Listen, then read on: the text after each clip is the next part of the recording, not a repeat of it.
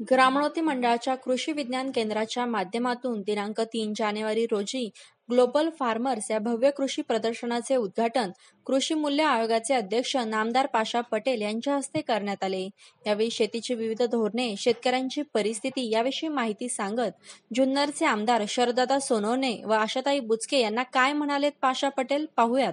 सन्माननीय व्यासपीठ आणि उपस्थित भावांनो, भगिनींनो, तरुण मित्रांनो, हे लांब थांबून बघणाऱ्यांनो, हे लय मजेशीर आहेत। ते कसे आहेत माहितीये का? शिवाजी महाराजांच्या आधी जेव्हा लढा व्हायच्या का, तेव्हा लढा व्हायच्या मन रानात आणि सगळे शेतकरी बंधाऱ्यावर थांबायचे मन आणि जन जिंकलं त्याचं जय म्हणायचे मन, तसे आहेत ते काही कोणाचे बांधले पिंजलेलं आहे सगळं मजेशीर लोक। त्याच्यामुळे जमलं तर येऊन बसा, 10 मिनिटाचा तर खेळ आहे, जाऊ नका तिथंच थांबा तिथे आहे आणि तू चालली बसा म्हणतात चाललो तुम्ही काही करू नका। भावानो, मला असं वाटलं होतं की आज काय बोलावं, परंतु मनसे आणि शिवसेना दोघांनी माझ्या धावा भरली। आता मी खरं तर दोघालाही बोलू शकतो का, तर मी सिनियर आहे, बरोबर आहे का? तिने चळवळ सांगते, मी चळवळ भोगले, एवढा फरक त्यामुळं मी तर कुणीही आडंगाला तयार आहे। तुम्हाला कळतं का, आमच्या मराठवाड्यात म्हणतात कुण्या बी आडंगाला, म्हणजे कुठल्याही बाजूला तयारी आहे, परंतु ते मला आज काही करायचं नाही का, तर डायबिटीज आहे। त्यामुळं आता काय बोलावं, तर सचिन प्रताप सिंग साहेब फक्त शुभेच्छा दिल्या, परंतु त्यांनी क्लायमेट चेंजचा उल्लेख केला। त्याच्यानंतर तात्याने जी पिशवी दिली रोपाची, त्याच्यावर झाडाच्या संदर्भामध्ये लिहिले, मी तुला सावली देतो, मी तुला फळ देतो, मी तुला हवा देतो, वगैरे वगैरे वगैरे। म्हणजे एकूण मी त्यांच्या दोघांच्या प्रश्नाला उत्तर देत बसत नाही, मी फक्त त्या सचिन प्रताप सिंग साहेबांनी जो एक धागा सोडून गेला माझ्यासाठी, फक्त मी त्याच्यावर बोलणार आहे। शेतीतले प्रश्न ह्या दोघांनी मांडले, मान्य। मी आयुष्यभर ते बोलून बोलून बोलून नेता झालोय। मी नेता का झालोय? माझ्या गावात मी ग्रामपंचायतचा मेंबर सुद्धा होऊ शकत नाही अशी माझ्या गावची परिस्थिती।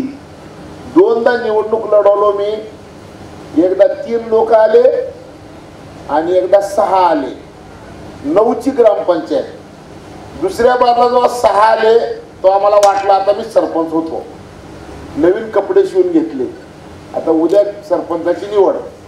तर रात्री आमच्या गावातल्या एका म्हाताऱ्यानं त्या 5 लोकांना बोलवलं, त्यांनी एकच लाईन सांगितली, अरे काल परवा तर हैदराबादचा निजाम उरावरून उतरलाय आणि निजाम पुन्हा उरावर बसून कशाला गेलोय तुमच्या?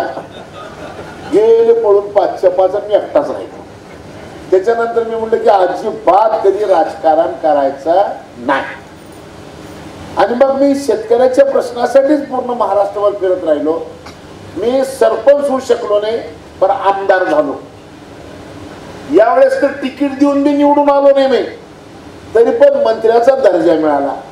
म्हणजे काय खेळ असेल हे तुमच्या लक्षात आलं असेल। त्याच्यामुळे आता मी शेतकऱ्यासाठी काय ते बोलून जाणं माझा धर्म आहे। म्हणून मी तुम्हाला सगळ्या शेतकऱ्यांना एक गोष्ट सांगणार आहे की शेतीच्या समोरच्या समस्या किती आहेत, हसवलाला जेवढे केस आहेत त्याच्यापेक्षा जास्त शेतीच्या समस्या आहेत। हसवलाची केस मोजता येईल का कोणाला? नाही। तसं शेतकऱ्याचे प्रश्नही मोजता येत नाही, एवढे सगळे प्रश्न आहेत आणि की एका दिवसात तयार झाले नाहीत, त्याला फार काळ गेलेला आहे। म्हणून त्या सगळ्या विषयावर न बोलता मी 2-3 महत्वाच्या विषयावर बोलणार आहे। पहिलं संकट सांगणार आहे। काय संकट आहे? आमदार साहेबांनी सांगितलं, सोनवणे साहेबांनी, की यावर्षी 70% धरणं भरली, परतीचा पाऊस आला नाही, म्हणून आमचं भात बी गेलं, सोयाबीन बी गेलं। किती दिवसानंतर गेलं तुमचं असं नुकसान? किती वर्षानंतर झालं?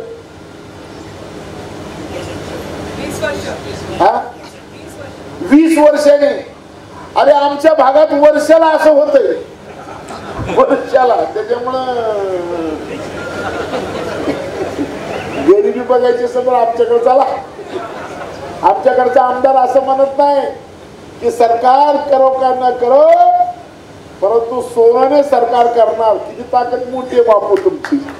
ऐकलं का? मी जर आमच्या भागातला आमदार असता का ते म्हणलं असतं मला मिळते ते 2 कोटी पुन्हा कोणाला देऊ रे बाबा, तुला 5 देतो म्हणून निघून गेला असता.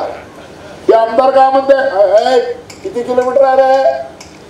मी तर वचकलोच. काय रो बाबा रे बाबा. आणि मग त्यांनी सांगितलं मी एकटा आता काय करावं. म्हणजे हे सगळं कशावर आहे? हे तुमच्या भागावर आहे. तुमच्या भागाचा वैभव, तुमच्या भागाची संपत्ती या, आणि मुंबई जवळ, इकडं पुणे जवळ आणि इकडं नाशिक जवळ, या सगळ्या गोष्टी. मुंबई पुण्याला पालेभाज्या, भाजीपाल्या, फळभाज्या, फळं हे सगळं पुरवायचं काम तुम्ही करताय. तुम्ही मोठे, तुमचे आमदार मोठे. आणि खरंच आहे, तुम्ही जन्मलाय कुठं? शिवरायाच्या भूमीमध्ये. म्हणजे तुम्हाला सलामच आहे बाबा. त्याच्यामुळे तुम्ही वागता तसं, म्हणजे बरोबर वागता. तुम्ही काही हरकत नाही. पहिलं आता ती 3 किलोमीटर करून टाका, पहिली सगळ्यात महत्वाची गोष्ट. त्याच्यानंतर आता ते दुष्काळ बाबा माझ्या 5वीला पुंजलेलं आहे. मी 25 एकर गावच्या कडची खारी पांढरी, माझी जमीन खारीची आणि तीही पांढरी. माझ्या शेतातली माती आणून लोक घर सारवायचे. सोनवणे साहेब, पर 25 एकर जमीन असलेला पाशा पटेल मी माझ्या वडिलाला एकटाच. 1972च्या दुष्काळामध्ये मी रोजगार हमी योजनेच्या कामावर काम केलेलं आहे. दुष्काळ काय असतो आम्ही दुष्काळाची तीव्रता काय असती आम्ही भोगले. दुष्काळात चटके काय आम्ही भोगले. खरं तर पीक विम्याच्या बाबतीमध्ये मी तुमच्या नंतर एक भाषण ठेवणार होतो, परंतु वेळ पाहता मी ते नको म्हणलं. इथे एक ऍडव्होकेट प्रकाश पाटील म्हणून आहे, कुठा जरा प्रकाश पाटील साठी. हे ऍडव्होकेट प्रकाश पाटील म्हणून आहेत धुळ्याचे. हे महाराष्ट्रामध्ये, देशामध्ये पीक विम्याच्या संदर्भामध्ये सगळ्यात चांगलं जर कोण बोलत असतील आणि सरकारकडून चांगल्या गोष्टी कोण जर करून घेत असतील तर त्यांचं नाव आहे हे प्रकाश पाटील. त्याच्यामुळं मी खरं तर त्यांना बोलायला लावणार होतो जर वेळ असता तर नक्कीच. आणि आता जर पुन्हा जर तुमचं हे असेल इथं एखादी चर्चासत्र तर त्या चर्चासत्रामध्ये मी त्यांना ठेवून जातो. मी की त्यांना बरोबर घेऊन जाणार नाही, घेऊन जातो आणि पीक विम्यावर प्रकाश पाटील नक्कीच या सगळ्या विषयावर सविस्तर बोलतील. मी तुम्हाला 2 गोष्टी सांगणार आहे. पहिली गोष्ट एक, शेती समोर आता मोठं संकट आलेलं आहे. काय संकट आलंय त्यांनी सांगितलं, परतीचा पाऊस आला नाही. मी काय सांगतो, मी वर्षाला हे भोगतोय. आता तुम्ही सवय करून घ्या, दुष्काळ वर्षाला येणार आहे. शेतीच्या समोरचं पहिलं संकट काय? शेतीच्या समोरचं पहिलं संकट हे की दुष्काळाची आम्ही सवय करून घ्यावी लागणार आहे. का तर दुष्काळ आता वर्षाला येणार आहे. दुष्काळ कसा असेल, कधी अधिक पाऊस होऊन दुष्काळ होईल तर कधी पाऊस नसून दुष्काळ होईल. त्याचं कारण इथं बसणारे जे शेतकरी आहेत, आतापर्यंत माझ्या बापाच्या काळात, माझ्या तरुणपणाच्या काळात पाऊस कसा यायचा? पाऊस यायचा नक्षत्राच्या माध्यमातून. नक्षत्राचं नाव सांगितलं डीजी साहब, नक्षत्र का नाम बोलने के बाद आसमान से टपकने वाले बारिश की जो धार होती है उसकी साइज और वो कितने दिन आता है ये भी पता चलता था. म्हणजे मी त्यांना हिंदीत कळावं म्हणून मी सांगितलं, पण तुमच्यासाठी सांगतो. नक्षत्राचं नाव सांगितलं तर त्या नक्षत्रामध्ये आभाळातून पडणाऱ्या पावसाची धारीची जाडी कळायची आणि ते किती दिवस येतंय ते कळायचं. मी तुम्हाला माझ्या मराठवाड्यातल्या म्हणी सांगतो पावसाच्या संदर्भात. पडला उतरा हात खैना कुत्रा, पडला मगा ढगाकड बघा, पडला हस्त शेतकरी झाला मस्त, पडल्या स्वाई साथी पिकतील माणिक मोती, पडल्या चित्ती पडतील भित्ती, आला पोळा पाऊस झाला भोळा. म्हणजे कुण्या नक्षत्रामध्ये पाऊस कसा येतो आणि ते पाऊस आल्यानंतर शेतीमध्ये शेतकऱ्याच्या जीवनामध्ये काय बदल होत असतो हे त्या नक्षत्राच्या नावावरून कळायचं. आता तुम्ही सगळे शेतकरी बसला, तुमची आईची शपथ घेऊन सांगा असं आता होतंय का? नाही. आता नक्षत्र किती? आता नक्षत्र 27 नाहीत, आता नक्षत्र 2. एक तर ढगफुटी नाही तर दुष्काळ. आता तुमचं काही खरं नाही.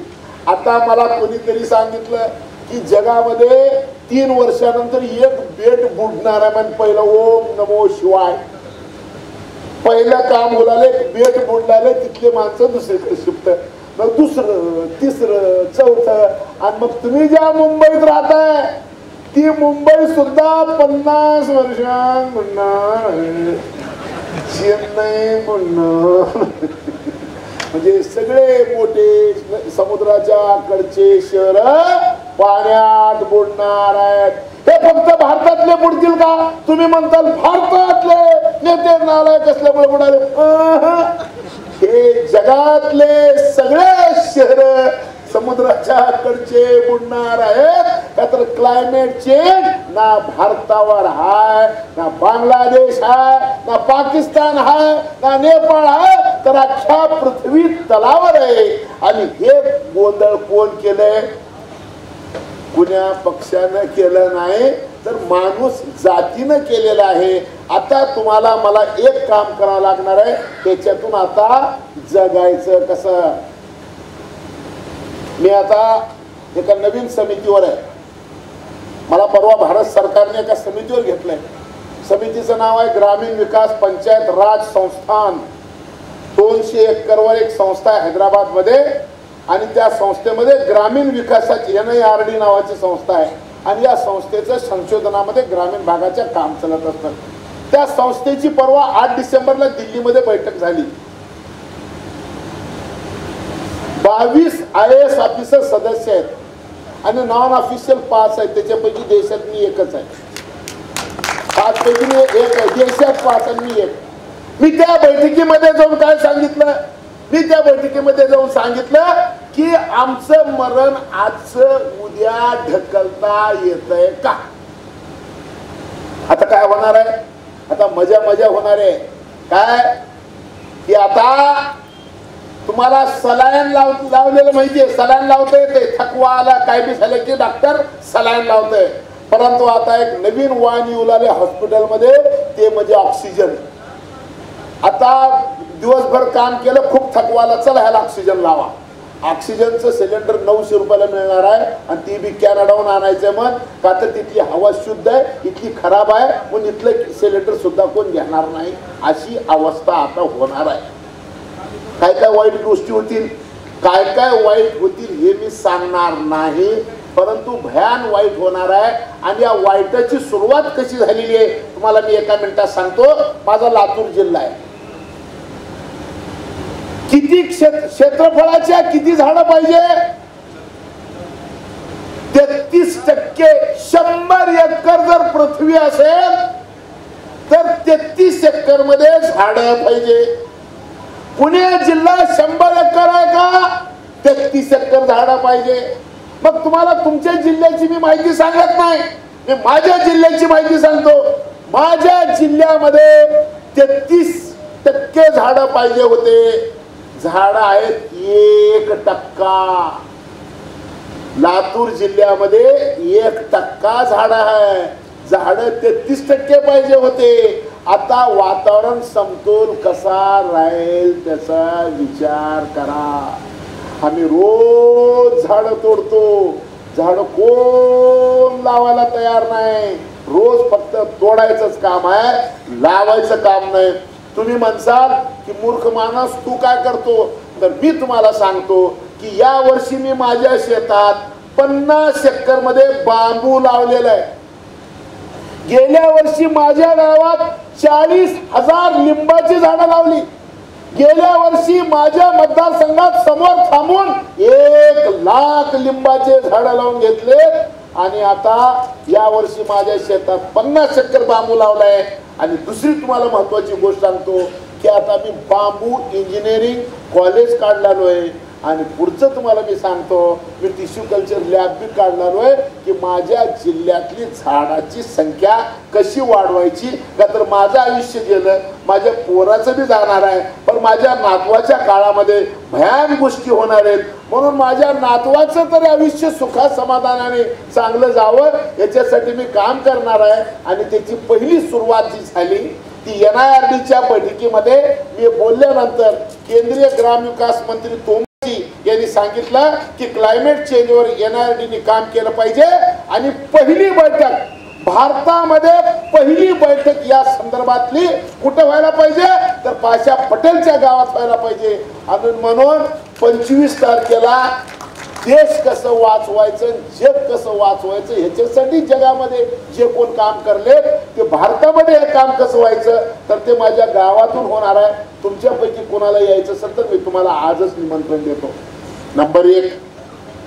नंबर 2, काहीतरी करा असं आमदार साहेबांनी सांगितलं. आमदार साहेब तुम्ही कांद्यावर बोललो. आता कांद्याची चिंता तर तुम्हाला सगळ्याला, कांद्याचा त्रास पुन्हा पुन्हा झाला, हात वर करा. सगळे जवळपास निम्म्यापेक्षा जास्त काही लोक करावं काय नाही ह्यानं काय करणार आहे, पण तरी केली. म्हणजे निम्म्यापेक्षा जास्त लोकांनी कांद्याच्या प्रश्नावर तुम्ही हात वर केलो. आज कांद्याची काय पोझिशन आहे? आज कांद्याची पोझिशन अशी आहे की पहिला फक्त नाशिक जिल्हा आणि पुणे जिल्ह्याचा काही भाग कांदा पिकत होता. आता देशामध्ये 26 राज्यात कांदा पिकू लागलेलं आहे. ते आता नाशिक मध्ये होतो 30 तारखेला. कोणी हिम्मत केलं नसतं. कांद्याचे भाव 200 रुपये झाले होते. दिसल त्याला लोक वाजवत होते. आणि मी दौरा दिला की पाशा पटेल कांद्याच्या शेतकऱ्याबरोबर चर्चा करायला नाशिकमध्ये. मला कोणी मारलं नाही. मला चर्चा केली लोकांनी. आणि चर्चा केल्यानंतर माझ्या लक्षात काय आलं की नाशिकमध्ये कांद्याचा एवढा भयानक प्रश्न का तयार झालं. त्याचं कारण नाशिक जिल्ह्यातले साखर कारखाने बंद झाले. लोकाला नगदी पैशाची सवय लागली होती म्हणून ऊसाचा शेतकरी कांद्याकडे वळला. एवढा कांदा पिकला की रोज 3 रॅक रेल्वे भरून जातील एवढा कांदा बाजारात येऊ लागलाय. पण रॅक 3 दिवसाला 1 मिळाले. माझ्या लक्षात आलं की इथं वाहतुकीचा सगळ्यात मोठा प्रश्न तयार झालेला आहे आणि म्हणून याची सोय केली पाहिजे. मी संध्याकाळी औरंगाबादला योगायोगाने नितीन गडकरी साहेब होते. गडकरी साहेबाकडे गेलो. गडकरी साहेबांना प्रत्यक्ष कानावरची ही गोष्ट सांगितली. पियुष गोयल साहेबाला गडकरी साहेबांनी फोन केला आणि दुसऱ्या दिवशी रेल्वेच्या रॅकचा प्रश्न मिटून गेला 12 तासाच्या आत. मला कळल्यानंतर 12 तासाच्या आत तो प्रश्न मिटला. गेल्या वर्षी कांदा परदेशामध्ये जावा म्हणून 10% मी मागणी केली होती. गेल्या वर्षी सरकारने 5% केली. या वर्षी पुन्हा 5% केली. म्हणजे 10% एक्सपोर्ट इन्सेंटिव्ह आहे. खरं तर कांद्याचं उत्पादन वाढलं. कांदे खाणारे वाढतील का हो? खाणारे तर तेवढेच आहेत. मग त्या कांद्याचं करावं काय लागणार आहे? या कांद्याचं करावं लागणार आहे. गेल्या 30 वर्षामध्ये कांद्याचं जेवढं उत्पादन होतं त्याच्यापेक्षा कितीतरी पट उत्पादन वाढले पण निर्यात जेवढी होती तेवढीच राहिलेली आहे. म्हणून आता सगळ्यात महत्वाची गोष्ट निर्यात वाढवण्याकडे जावं लागणार आहे. म्हणून आम्ही 10% एक्सपोर्ट इन्सेंटिव्ह दिलेलं आहे. तुम्हाला एक आनंदाची बातमी सांगतो. काम होत नाही असं नाही आमदार साहेब, आपल्याला काम दिसत नाही. त्या संदर्भामध्ये काय झालं मोठी गोष्ट सांगतो. बजेटमध्ये नरेंद्र मोदी सरकारने काय सांगितलं, आता आमच्या देशाची निर्यात $30 मिलियन आहे. आता ती कुठं न्यायची आहे? $100 मिलियन वर. $30 मिलियन एक्सपोर्ट $100 मिलियन वर नेणार आहे. ते होणार कसं? 20 फेब्रुवारीला तुम्हाला जर कोणाला बघायचं असेल तर नरेंद्र मोदी साहेब असं लोकात आहेत आणि मी स्टेजवरून बोललोय अशी माझ्याकडे कॅसेट आहे. 11 मिनिटं मोदी साहेबांना मी माझं भाषण ऐकवलेलं आहे. त्याच्यावर मोदी साहेबांनी काय बोलले त्याची कॅसेट माझ्याकडे आहे. मी मागणी काय केली होती तुम्हाला सांगतो आणि याचं रूप काय येणार आहे भविष्यामध्ये सांगतो. मी मागणी केली, एक काळ असा होता माझ्या देशामध्ये तेल बी आयात होत, डाळ बी आयात होत होती आणि तांदूळ बी आयात होत. फक्त खिचडी आयात होत नव्हती एवढं सांगितलं नाही मी. तांदूळ बी आयात, तेल बी आयात, डाळ बी आयात. पण आता जगामध्ये भारत हे 5वी आर्थिक महासत्ता म्हणून उदयाला आलेली आहे. आता आम्ही सगळ्या जगाला खाऊ घालायची आमच्याकडे ताकद आहे. अशा वेळेस भारताच्या नेतृत्वाने वागायला कसं पाहिजे? भारताच्या नेतृत्वाने वागायला पाहिजे की जगामध्ये जेवढे भारतीय दूतावास आहेत त्या सगळ्या दूतावासांमध्ये एक कृषी वैज्ञानिक बसवायचं. त्या देशाला काय गरज लागणार आहे त्याचा अभ्यास करायचा, ती माहिती देशाला कळवायची आणि आपण त्या जगातल्या त्या देशाला ती वस्तू आपण सप्लाय करू शकतो. अशी ज्यावेळेस मी मांडणी केली तुम्हाला आश्चर्याचा धक्का बसेल. मी बोललो 20 फेब्रुवारीला, पण 30 जून, 1 जुलै, 2 जुलै जगातल्या सगळे जे राजदूत आहेत भारताचे याची बैठक दिल्लीमध्ये घेतली पंतप्रधानाने आणि त्या बैठकीमध्ये निर्णय काय झाला?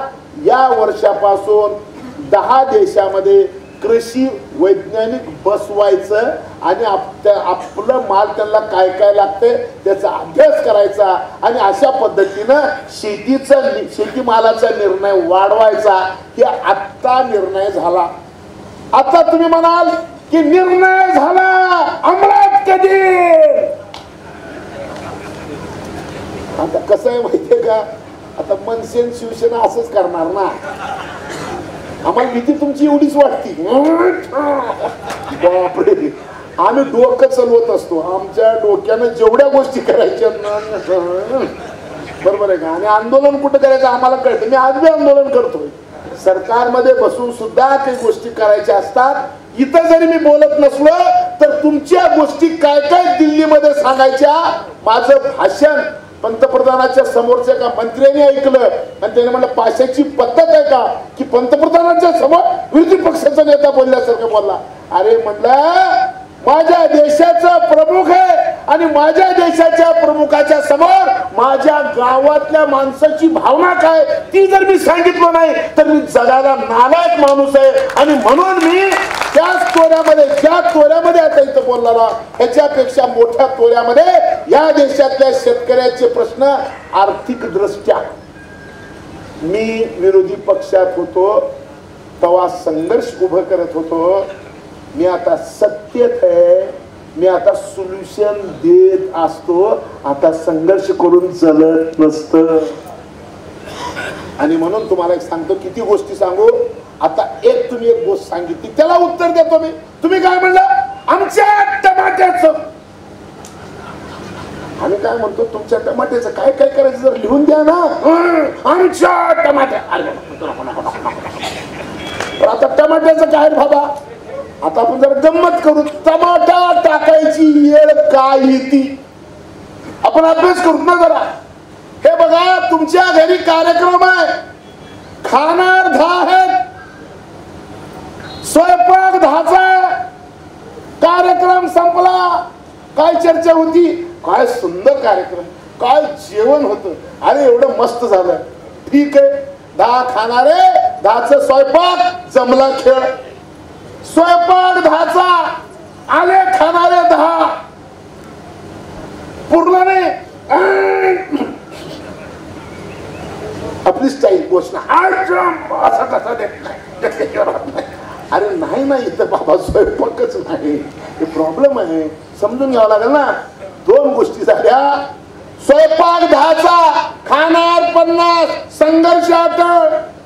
खाणारे 10, स्वयंपाक 100चा, रस्त्यावर टाकणं अटळ. 10 किलो लागणार आहेत, 100 किलो पिकले, रस्त्यावर जाणं अटळ. कोणी जरी आला 10 किलो लागणार आहेत आणि 1000 किलो जर आम्ही तयार केलं तर ते रस्त्यावर टाकावं लागणार आहे. आमच्याकडे आजपर्यंत एक व्यवस्था नव्हती की कोणता शेतकरी काय पेरला माहिती असतं का? आईची शपथ खाऊन सांगा, माहित राहतं का? कोण बी पेरतय आणि काय बी पेरतय आणि पुन्हा लय झालं की भोमल आणि कमी झाल्यावर कांद्याचं फोटो जीपवर लावते. ही बी चान्स येते ना कधी कधी. कांदा प्रसन्न म्हणजे देव प्रसन्न आहे, बाप प्रसन्न आहे, कांदा प्रसन्न. बरोबर आहे का? याच्यासाठी काय करावं लागणार आहे? याच्यासाठी महाराष्ट्राचे मुख्यमंत्री देवेंद्र फडणवीस साहेबांनी मी एक विनंती केली, सर जोपर्यंत आपण पेरलो किती ह्याचा आकडा कळणार नाही, आपण काय पेरलो ह्याचा आकडा कळणार नाही, तोपर्यंत त्या पिकाचं काय होईल सांगता येणार नाही. आतापर्यंत कुणाच्या हातात खेळ आहे? पीक लावायचं तलाट्याच्या हातात. इथं कोण तलाठी असेल तर राग मानू नका. परवा व्हॉट्सअपवर एक गोष्ट फिरली. इथं आहे का कोण तलाठी? कोण आहे? हो सांगा ना. कशाला येतील असल्या कार्यक्रमाला? ते लई बिझी राहते. म्हणजे बरं आहे कोणच नाही. वर कोण आहे का तुमच्याकडे? काय भाऊचा म्हणतात का? पाऊस आहे.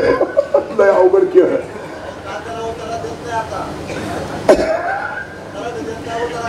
देत नाही ना, कसं देईल? लय अवघड खेळ. पण सांगतो तुम्हाला ऐका. तर व्हॉट्सअपवर काय गोष्ट आली माहितीये का? एका गावात एक तहसीलदार साहेब आणि तहसीलदार साहेबाची बायको तलाठी साहेबाच्या घरी जेवायला गेले. पण तलाठी साहेबाच्या घरातलं वैभव बघून तहसीलदार साहेबाची बायको विचारली मग की तुम्ही कधी तलाठी होणार आहे हो? मी बघितलं नाही बरं का, व्हॉट्सअपवर वाचलो. तर तुमच्यात कोण यायला आमच्या तलाठी संघटनेकडे यांचा धिक्कार लगेच सुरू होते आपल्याकडे. लोकशाही आहे ना, कोणी काही बोलायला काही अडचण नाही. परंतु मी वाचलंय व्हॉट्सअपवर आणि म्हणून आता खरं खरं कोण कोण काय काय त्यानं तर काय करेल बिचारा. त्याच्याकडे बी 17 लोकांचं काम आहे. एकेका तलाट्याच्या हातात 3-3 खाजगी नोकर आहेत. बरोबर आहे का? हे एक अजून नवीन आहे. त्याला कामच नाही झालं त्याला बिचारायला काय करणार आता. आणि म्हणून मी माननीय मुख्यमंत्री महोदयांना एक निवेदन दिलं. त्यांना सांगितलं की आपल्याकडे 4 कृषी विद्यापीठ आहेत. 60,000 पोरं शिकतात. 2,000 पीजीचे पोरं आहेत. 62,000 पोरं आहेत. हे 62,000 पोरं आणि 45,000 गाव बीएससी ऍग्री भरपूर असतील. इथं बीएससीच कॉलेज आहे ना, बरोबर आहे. तर आता एमएससी वाले प्राध्यापक भरपूर असतील इथं. तर आता ह्या एमएससीच्या बीएससीच्या पोरांना शेतीचा अनुभव राहावं आणि म्हणून विद्यापीठामध्ये शिकणाऱ्या पोरांना 15 दिवस एक गाव द्यायचं आहे. त्याला गावात नीट काम केलं तर 20 मार्क द्यायचे. त्याला राहायचं जायचं खायचे पैसे बी द्यायचे. त्याला असं म्हणू नये काहीच न दिल्यामुळं मी अजिबात काही करू शकलो नाही. त्याला राहायचं द्यायचंय, खायचं द्यायचंय, जायचं द्यायचंय, मार्क द्यायचे. आणि त्यांनी 15 दिवस काय करावं? पीक पेरा 15 वाडा. 15 दिवसामध्ये त्या गावातल्या तलाट्याला घ्यायचं, त्या गावातल्या ग्रामसेवकाला घ्यायचं, त्या गावातल्या कृषी सहाय्यकाला घ्यायचं आणि 15 दिवसामध्ये कोण्या शेतकऱ्याने काय पेरलंय त्याची नोंद करायची. कसं होईल? 50 शास्त्रज्ञ गोळा केले माझ्या गावात. 6-7 हजार शाळेचे पोरं जमा केले. 4-5 हजार शेतकरी जमा केले आणि ते ड्रोन कसं उडतंय आणि काय काय सांगतंय तेही सांगितलं. महाराष्ट्राच्या मुख्यमंत्र्यांनी निर्णय केला पुढच्या वर्षापासून ड्रोनच्या माध्यमातून पीक पेऱ्याची आकडेवारी जमा करायचा निर्णय झाला. म्हणजे 2 निर्णयामध्ये सोनवणे साहेब 2 निर्णयामध्ये माननीय पाशा पटेलचा सहभाग आहे. पाशा पटेल दिसो कसा आहे? पाशा पटेल कुठल्याही जातीचा असो, पाशा पटेल कुठल्याही धर्माचा असो आणि पाशा पटेल सत्तेत असो का विरोधात असो, पाशा पटेलचा श्वास शेतकरी आहे आणि म्हणून मी माझी नियत बदलत नसतो, मी माझा धर्म बदलत नसतो, मी रस्त्यावरची हरामी औलाद नाही, मी खानदानी घरचा आहे, त्याच्यामुळे मला मरेपर्यंत शेतकऱ्याशिवाय दुसरं काही दिसूच शकत नाही. मला हंगामा खडा करण्यापेक्षा मला धोरणात्मक गोष्टी बदल करून घ्यावं वाटतं. तुमच्या सगळ्यासाठी सांगतो, आज कांद्याच्या बाबतीत 5% एक्सपोर्ट इन्सेंटिव्ह, कांद्याच्या बाबतीत वाहतूक सुधारणा करून घेतली नाशिकमध्ये. आता आज सकाळी 8 वाजता मला अभिनंदन करायचं, मी लासलगावला मुक्काम होतो. सकाळी 8 वाजता 8 पत्रकार आले लासलगावचे आणि 8 वाजल्यापासून 10 वाजेपर्यंत पत्रकार परिषद झाली. जगात कुठं सकाळी 8 वाजता पत्रकार परिषद होत नाही, पण 8 वाजता 8 पत्रकार मला आले आणि 10 वाजेपर्यंत मला काय काय काय काय विचारत होते. तुमचा फोन येत होता, कुठपर्यंत आहे. मी म्हणलं दुसरा कोण सापडलंच नाही यांना. मी म्हणलं मीच आहे, मला खात्री झाली. त्यांनी जर फोन केला नसते तर मला वाटलं असतं कोण तर आले, कोणच नाही. कुठं उशिरा गेलं तर मी फरक पडत नाही म्हणून मी मनसोक्त पेपर ऐकलं का. मग इकडे 1.5 तासामध्ये निघून आलं. सांगायचं तात्पर्य शेतकऱ्याचे प्रश्न कसे सोडवायचे याच्या संदर्भात, क्लायमेट चेंज वर काम कसं करायचं याच्या संदर्भामध्ये. आणि पुन्हा तुम्हाला एक अत्यंत महत्वाची एक गोष्ट सांगून मी माझं बोलणं संपवतो. राजानो, गरिबी कशी असते माहितीये का. माझ्या समाजामध्ये, मुस्लिम समाजामध्ये, हो सोनवणे साहेब, माझ्या समाजात सगळ्यात मोठं सण असतंय ईद, बकरीद ईद आणि रमजान ईद. मी एक ईद माझ्या आईचं परकर घालून साजरं केलं. आमच्या 30 दिवस रोजे असतात, उपवास असतात. सकाळी एकदा खायचं आणि संध्याकाळी एकदा खायचं. मी घरामध्ये खायला नाही म्हणून 3 दिवस बगर खाता नुसतं पाणी पिऊन मी उपवास केलेला माणूस आहे. गरिबी का असती फार बारीकीनं बघितलेली आहे आणि म्हणून ती गरिबी झोपू देत नाही, ती गरिबी स्वस्थ बसू देत नाही. आणि ती गरिबी त्या माणसाचं भलं करण्यासाठी काय केलं पाहिजे याच्यासाठी का ते भोगलेलं आहे म्हणून. हे पुतना मावशीचा प्रेम नाही, अरे ते भोगलेलं आहे. आणि मग त्या भोगलेल्या अशी वेळ दुसऱ्याला कोण येऊ नये म्हणून आम्ही काम करतो. काय काम केलं तुम्ही, जसं जय भवानी जय शिवाजी तुमच्या संघटनेची घोषणा. आमच्या संघटनेची घोषणा काय होती, मी भाजपमध्ये यायच्या आधी हातात एकच मागणं, शेतमालाला उत्पादन खर्चावर आधारित भाव मिळालाच पाहिजे. असा कसा मिळत नाही आम्ही म्हणतो, तो असा कसं मिळत नाही. तुम्हाला गंमत सांगू, 1960 पासून ते 2004 पर्यंत काश्मीर पासून कन्याकुमारी पर्यंत वेगवेगळ्या नावानं वेगवेगळ्या राज्यामध्ये शेतकऱ्याच्या संघटना उभ्या झाल्या आणि सगळ्याची एकच मागणी होती, उत्पादन खर्चावर आधारित भाव. 2004च्या नंतर एक नवीन मागणी आली. ती मागणी अशी आली, उत्पादन खर्च आणि 50% नफा धरून भाव मिळाला पाहिजे. आम्ही म्हणलं खर्चच मिळत नाही तर 50 नफा कुठून मिळत. ह्या जन्मात तरी आपल्याला हे याची देही याची डोळा हे काही शक्य नाही असं वाटायचं. परंतु 2018 वर्ष मान्य नरेंद्र मोदीचं वर्ष. नरेंद्र मोदीने घोषणा केली, काय केली की याच्यानंतर पंतप्रधान कोणी बनव, मुख्यमंत्री कोणी बनव, याचा काही संबंध राहणार नाही. परंतु शेतकऱ्याचा शेतीमाल उत्पादन खर्च आणि 50% नफा धरून दिला जाईल. माझ्या आयुष्याचं सार्थक झालं. जी गोष्ट मला मिशा फुटायच्या आधी कळली आणि एकच घोषणा मी देत होतो, वयाच्या 62व्या वर्षी म्हणजे आज 42 वर्षापूर्वी ह्या मागणीसाठी मी घरच्या बाहेर पडलोय. आज मी आठवड्यातले 6 दिवस मी घरच्या बाहेर असतो, कदाचित महिन्यातले 2 दिवस मी घरी असतो. आता तुम्ही माझी जर बॅग बघितली तर मी कुठं परदेशाला चाललोय असं 15-20 ड्रेस घालून मी निघत असतो आणि जमल तेव्हा घरी जात असतो. का तर ती खाज आहे शरदराव, आणि ती ओरिजिनल आहे, कोण लावलेली नाही. त्याच्यामुळे खाजवून घेतल्याशिवाय करमतच नाही. त्याच्यामुळे हिंडा वाटतं. आता मी आलोय कुठून,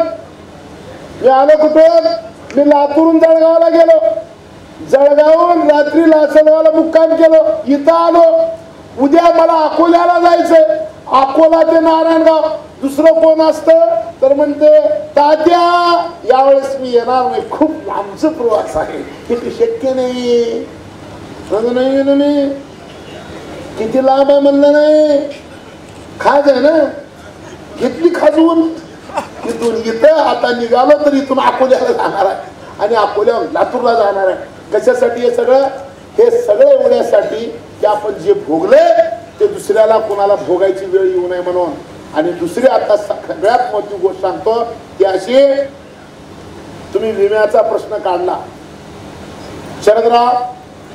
एक काळी विमा मिळत होता. कसा मिळत होता? माणसाचा विमा काढला, ते माणूस मेला, त्या माणसाची बायको जायची विम्याच्या ऑफिस मध्ये, माझा नवरा मेला साहेब, तर ते अधिकारी त्या बाईला इन्शुरन्स देऊन मोकळं व्हायचं.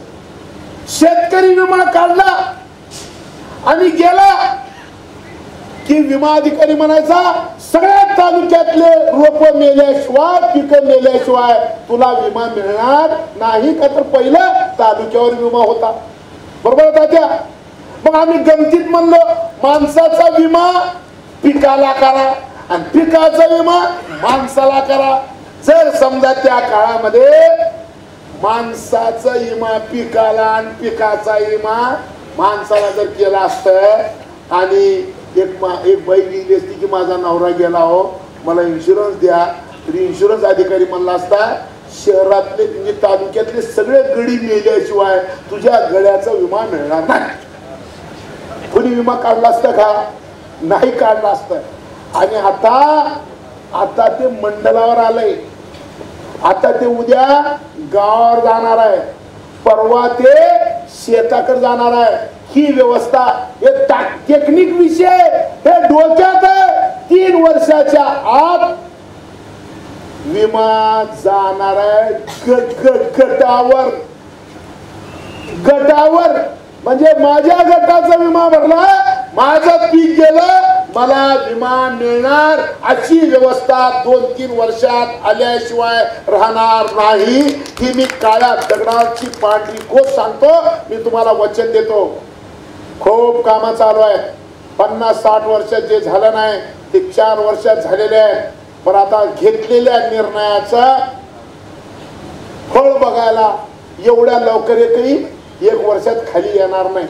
तुम्हाला मुलगा झाला, मला मुलगा झाला, लग्न करायचंय, अरे बाबा 18 वर्ष थांबावं लागतंय. ते हळू हळू हळू ट्रकचं ट्यूब आहे होय, ट्यूब मध्ये लावलं फुर बघताय. लेकरात आणि ट्यूब मध्ये फरक काय? लेकरू हळू हळू हळू आणि ट्यूब हे ट्यूब नाही, हे लेकरू आहे. घेतलेला निर्णय हळू हळू हळू हळू अंमल होणार आहे. नरेंद्र मोदी का येणार आहे का? नरेंद्र मोदींनी सांगितलं 2022 मध्ये शेतकऱ्याचं उत्पन्न दुप्पट करतो. तर काही लोक काय म्हणले दुसरी बी निवडणूक हाणायचं. अरे हाणू का न हाणो, परंतु हे काम व्हायला 2022 लागणारच आहे. चूक आहे का? हे चूक नाही. म्हणून सोनवणे साहेब खूप काम झालेत, खूप काम चांगले आहेत. तुम्ही एक आहे नेक आहे म्हणलो. सोनाने साहेब तुम्ही काय म्हणलं? मी एक है पर नेक है. बरोबर आहे का? आणि म्हणलो बाहेरून मजा बघायला मिळत नाही, मधीच यावं लागते. बाहेरून लई दिवस बसून खेळ चालत नसतो. आणि एकानं तर काहीच होत नाही का? तर तुमचा आमदार इमानदार आहे. मी जरा मधल्या खोलीतली मीटिंग सांगतो. मध्ये लई लपडे असतात ना, बाहेर कोणाला दिसते. म्हणून तुमचा आमदार काय म्हणला, मला रुबाबात भाषा पडेल. तुम्ही राष्ट्रपतीच्या वेळेस मतदानाला विनंती करायला आलतो, तुम्ही आमदाराच्या वेळेस विनंती करायला, तुम्ही काय म्हणतो एकटा आहे, मोकळा आहे, कुठे जाऊ शकते. पण गेलो. आमचं काही चुकलं नाही, परंतु तुमचा आमदार एवढा इमानदार आहे. त्या आमदाराने काय मागावं? त्या आमदार जर म्हणला असता, सावट आमदार असता, 10 कोटी द्या असं म्हणलं असतं का? नाही. त्या आमदारांनी एक गोष्ट सांगितली की माझ्या मतदारसंघातून मुंबई जोडायला नवीन रस्ता देतो का, तर मी मरेपर्यंत तुम्हाला मतदान देतो. आईला म्हणलं भारी, मनसेचा का असना, एक का असना, भारी आहे. नुसत्या घोषणा करत नाही, म्हणजे कामाचं बिल आहे. उचकेताई समजून घ्या, तुमचं ते भावकी आहे, तुमची भावकी. आता तुम्ही बघाव बा काय काय करता. आम्ही लांबचे तुम्ही दोघं भावकी, पण ती बी असं आहे, तुम्ही बी असे आहे. आता लोक बघतात तुम्ही असं बोललेलं बघते, म्हणून लोक म्हणते दोघांपैकी आपली लाटरी कशी लागेल. लोक नाही चापले, लोक आपल्याला इथं भांडायला लावते. आणि परीक्षक कसा असतो, नाटकाचा परीक्षक, कोण अभिनय चांगला केला, कोण कसं उच्चार केलं त्यानं मग. तसं आपलं बी हे लई खतरनाक गँग आहे. हे प्रेक्षक आहे. आपण किती जरी बोललो तर आपल्याला कधी घोडे लावायचे ते बरोबर लावतात. काय खतरनाक गँग आहे काय सांगू.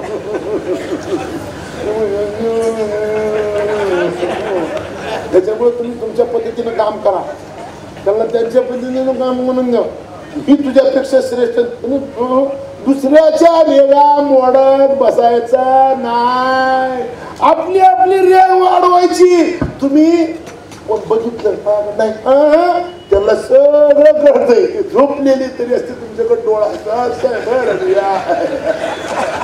एवढी गँग खतरनाक काय करत तुम्ही सांगता येत नाही. आणि म्हणून मला एक विनंती करायची आहे, तुम्ही नेक आहे, 100% नेक आहे. ताई तुम्ही लढवाय आहे का, तर मला दोघांना बी सारखं ठेवावं लागेल. कमी जास्त केल्यावर तुमचं येण्यानं काम होत नाही. त्याला का बघ हे मिळाली, काही म्हणले आपल्याला चांगला म्हणून. आता ते म्हणले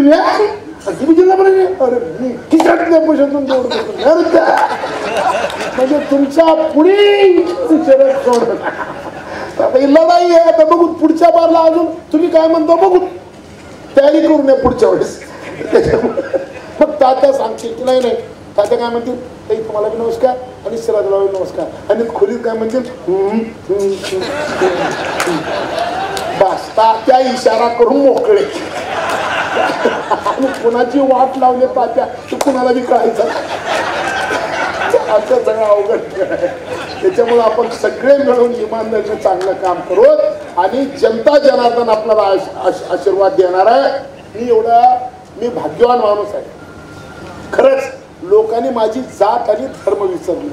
मी 2014 मध्ये नरेंद्र मोदी साहेबांनी माझ्याबद्दल एक वाक्य वापरलं. मी माझं कौतुक म्हणून बोलत नाही. तात्या अहमदाबाद मध्ये एक मीटिंग होती आणि त्या मीटिंग मध्ये नरेंद्र मोदी साहेब कोणाचंही नाव घेतलं नाही स्टेजवर आणि लगे भाषणाला सुरुवात केले.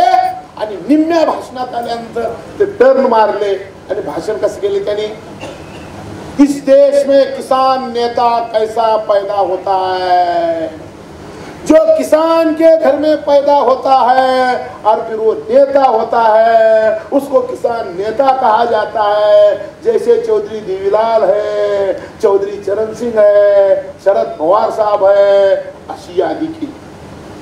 पुन्हा काय म्हणतात, अरे सही यही किसान कैसा नेता होना चाहिए? किसान नेता ऐसा होना चाहिए, उस नेता की बात सुनकर किसान उस नेता की जात और धर्म भूलना चाहिए, उसको किसान नेता कहा जाता है। गेल्या 40 वर्षामध्ये लोकांनी माझी जात आणि धर्म विसरून मला किसान नेता म्हणलेलं आहे आणि मला आनंद किती आहे, शिवसेनेच्या नेत्यांनी माझं कौतुक करतात आणि म्हणून त्या दोघाला सारखं ठेवायची कोशिश केली।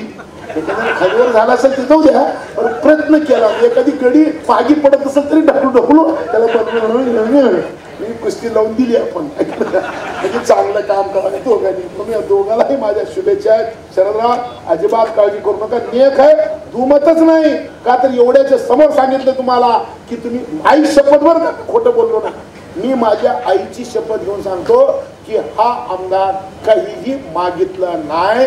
मागितलं काय तर इथून वाहतुकीची सोय 4 लाईन कशी करून देता येते का, आणि पंतप्रधानाकडे बी तेच मागतंय आणि मुख्यमंत्र्याकडे ते बोलायला मला काही आता ताई अजून तुमचं काही दिसलं नाही मला, तुम्ही बी शिष्टमंडळ घेऊन या पुढच्या वेळेस समजेल ताई तुम्ही ते असं बोलतो।